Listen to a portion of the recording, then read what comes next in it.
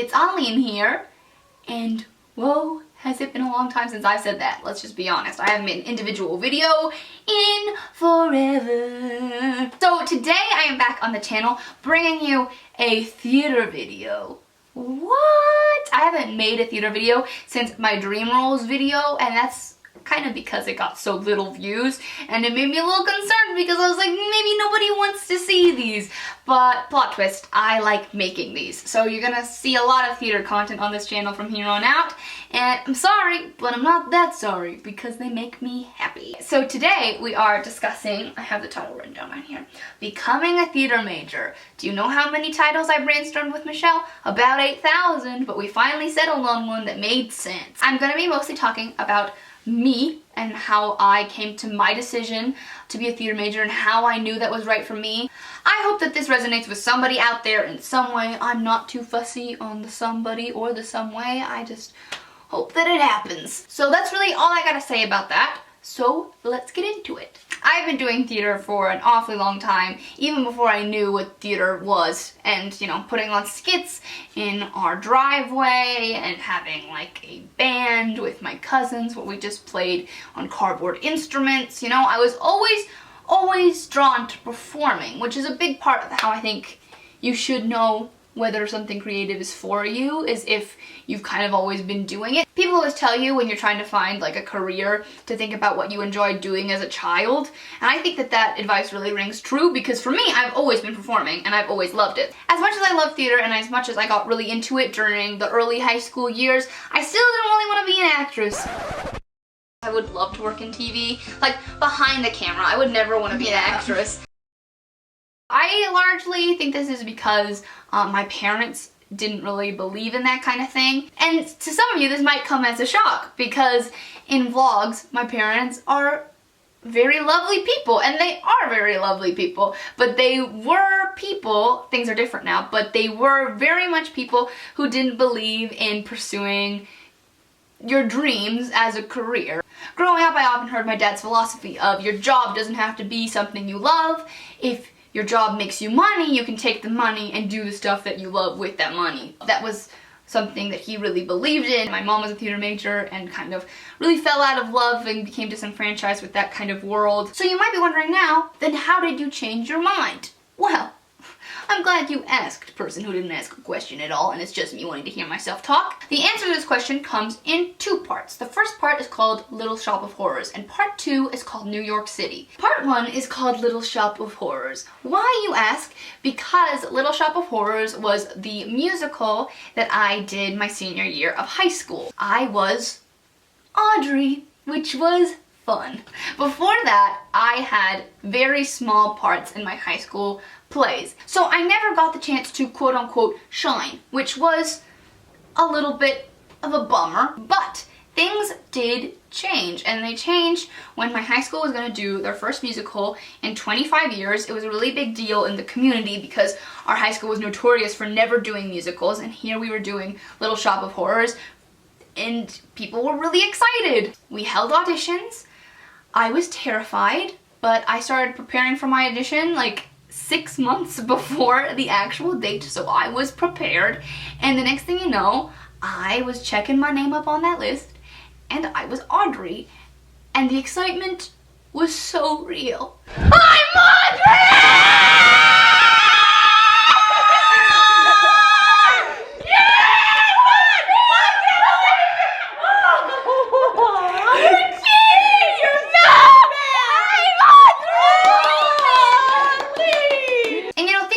Smoothly during the rehearsal process for me. I didn't really consider, oh, I want to be an actress, really throughout the whole thing. I remember once I went to get ready one day for a show, and I was all alone in the makeup room, and I was eating some takeout food, and I was doing my makeup and making my black eye for Audrey in Act 1, and I remember thinking to myself, I could do this for the rest of my life, I think.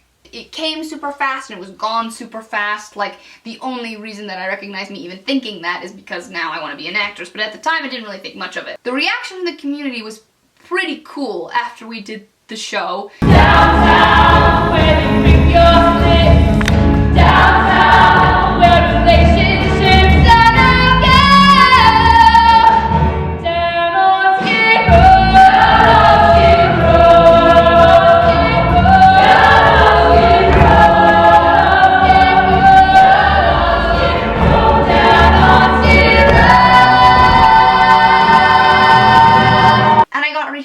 especially like by my teachers and by my peers and by people just who I really respected telling me how well I did, and it was such a good feeling. And this didn't instantaneously change anything about what I wanted to do with my life. I think that much deep-rooted, no, I can't do that, doesn't go away in the blink of an eye. Not at all, not in the slightest.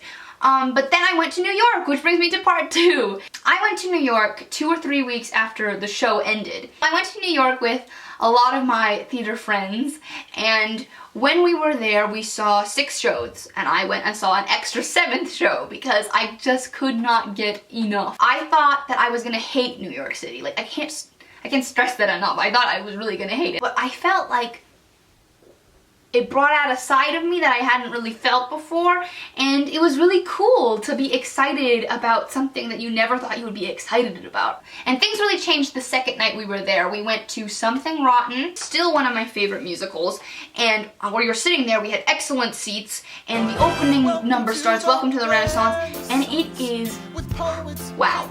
Wow. Original Broadway cast of Something Rotten, like front row seats at the balcony. You can't get any better than that.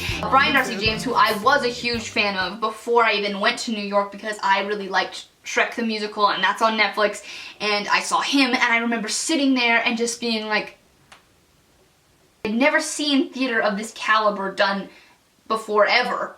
And it just came as like such a big shock. And as I was being so amazed and excited by this thing, I also found myself feeling a great deal of pain. And I think that is the key of how you know when you're supposed to do something, when the idea of not doing it brings you a great deal of pain. And I remember sitting there and watching those people perform, and I was just like, wow, I want to do that. I want to be up there with them. And at the same time, while I was thinking these thoughts, I was thinking, no, you can't. No, you can't. No, you can't. You don't do this. Your family doesn't do this. Nobody does this. Nobody makes it when they do this. But then the other version of me will be like, but there they are. Those are the people who have done it. Somebody has to make it. Why can't it be me? And I was just sitting there, and while I was enjoying the show, I was also having all of these thoughts, and I just was in a great deal of pain and sadness, and I was so conflicted. And by the end of the show, I knew that something had changed, and I knew I was a different person walking out of the theater than I had been walking into the theater. And the next day, on top of it, we went to Radio City Music Hall, and usually when you take a tour of Radio City Music Hall, you're not allowed to go on the stage, because usually there's some sort of event happening, and so the stage is off limits to tourists. But something happened and we were allowed on the stage where so many Tony Awards have taken place. So I'm standing there on this huge, massive, iconic stage, and our tour guide is talking about like the history of the stage and the platforms underneath, and my drama teacher leans over and says to me in my ear, "Your voice could fill this entire room." And oh, that killed me. And I think that was the final nail in the coffin, where I was like, boom, I'm out. I'm gonna be an artist now. And that was it. I'm gonna be straight up honest. I came home from New York and I was completely different, and I think everybody in my family knew that I was completely different. My parents were not happy with the change in me, and I did not tell them outright, hey, I want to be an actress now, but I think they kind of got very suspicious very quick. I came home and I told Michelle relatively quickly that, hey, I want to be an actress, don't tell mom and dad. That was like straight up what happened. I didn't tell any of my friends until well after graduation. Telling my parents didn't come until later because I was already enrolled as a theater major at our state university, which happened to be like in our city. So what I did is that I changed history to undeclared and then talked about how, you know, I didn't really know what I wanted to do, and then I changed it to theater during my freshman orientation. If you guys are wondering how eventually I told my parents, it was one night over dinner, lasagna, and there was lots of screaming and crying. It was pretty horrible. They told me that they were not going to help me pay for school, and that I was not going to be able to live at home in college, and I was going to have to find somewhere else to live, and it was horrible. Like, that's the only word that I can come up with for that night, was that it was awful.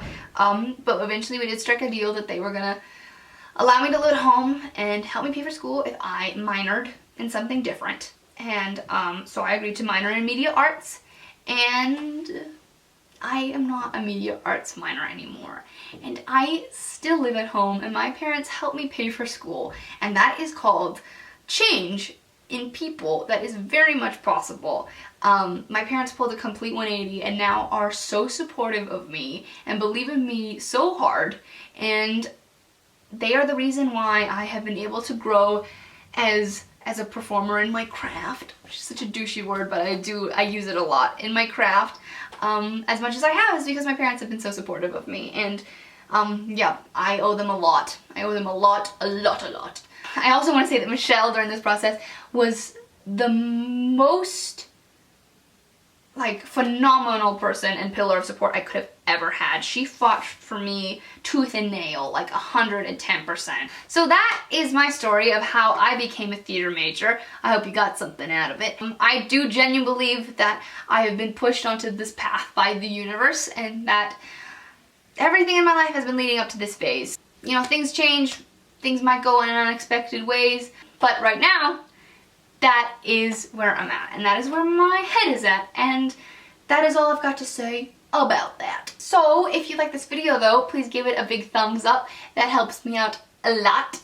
And comment down below something, because I really like talking to you guys, and theater videos don't tend to get a lot of comments. So sometimes it's nice if somebody out there puts in the extra effort into leaving some love in the comments, just to know that there's somebody watching. Follow me and Michelle on all our social media links, which includes Tumblr, Pinterest, Instagram, and Twitter, and go ahead and like our Facebook page while you're at it. But don't forget to subscribe!